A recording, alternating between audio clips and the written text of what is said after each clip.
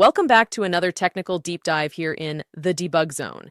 Today we're tackling a big question and breaking it down with insights from other users. Hopefully this clears up some misconceptions and helps you get the answer you need. So buckle up, stay a little curious, and let's jump right in.